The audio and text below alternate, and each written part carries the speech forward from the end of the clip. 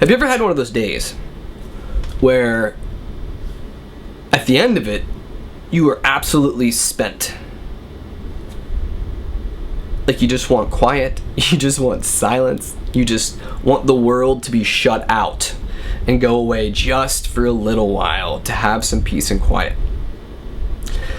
That happens to me rather often, and like the way life works, oftentimes in those moments when you want peace and quiet the most, it's not the time you're going to get it. Now, I have 4 kids, and when I've had a long day, when work has been particularly hell, and I am done, and I come home, I have my 4 wonderful children waiting for me, and I love them dearly. But there are some days where they do not get the best of me. They get the grumbly, sarcastic dad that they probably don't need in the moment. And it's a sad thing, because I would hope that even when I am poured out and at my core, hopefully I would wish that I would be able to give them grace. But that doesn't always happen. They just get sarcasm. Sometimes when you're a parent, it feels like the only time that you get peace and quiet is when your kids are asleep. Or at school, maybe. And so as we've approached this story, I want to tell you what happened before the story in the text we have today. So Jesus was typically followed around by these guys called the Pharisees. Now the Pharisees, we could probably call them the fundamentalists of that day and time. They were the guys where the rules mattered more than anything, and they were typically following Jesus around, trying to poke holes in what he was doing and find reasons why he was disobeying the law. In this particular instance, they were really upset with the fact that Jesus' followers didn't wash their hands before they ate. And in Jewish culture, there was this whole hand-washing ritual that went in to the process of eating. And they begin to notice that the disciples, Jesus' followers, didn't do that. And they're coming after him. And so he fights back and begins to respond to them in a way saying that all you guys seem to care about is the outward appearance of things. That you have these laws, you have these rules, you have all of this stuff. And that's really what you pay attention to. Like, none of this stuff really penetrates your heart. Like, you're not known for your grace, you're not known for your love, you're not known for all of those things. And you really just focus on the stuff that is on the surface. Because what Jesus cared about really from them was really what's in your heart. Not how you look, not how you act, not how judgmental you are. It's really what is coming out of your heart. And so as we enter our story, it's kind of the end of a long day. Jesus' disciples, his tribe of folks, they finally get to this place, shut the door, let's have a meal, let's rest, let's just kind of shut out the noise of everything else.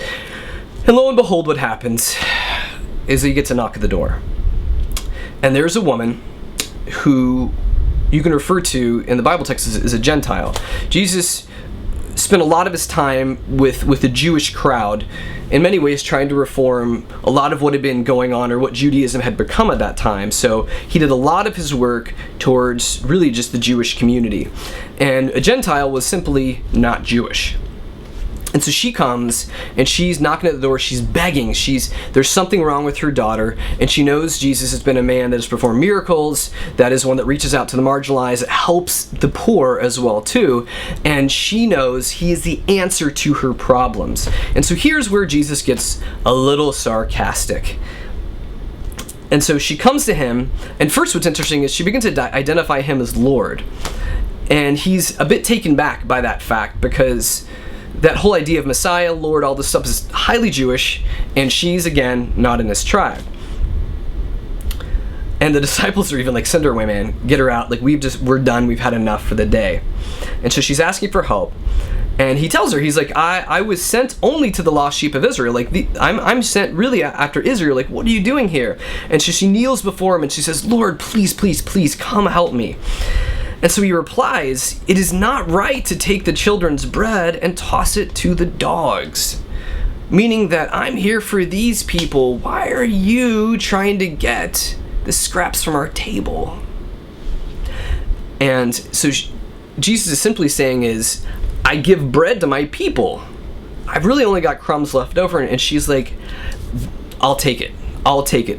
Metaphorical crumbs, that is.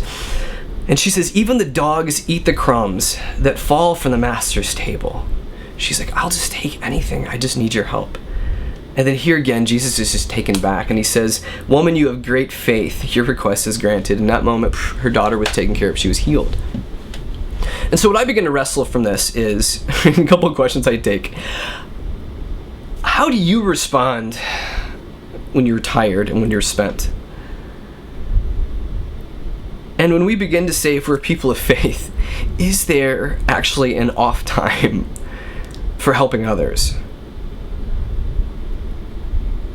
Sometimes I want there to be, but I don't know that there necessarily should be. Because if we're to look at the whole example here, even when Jesus is tired, he's still helping those that are asking for help.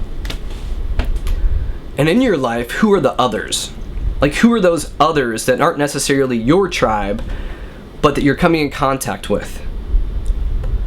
And how do we reach out? How do we interact? How do we do life with? How do we act with those that are the others in our lives? Do we show them grace? Do we treat them like they're others? Do we give them what they need? Do we help them?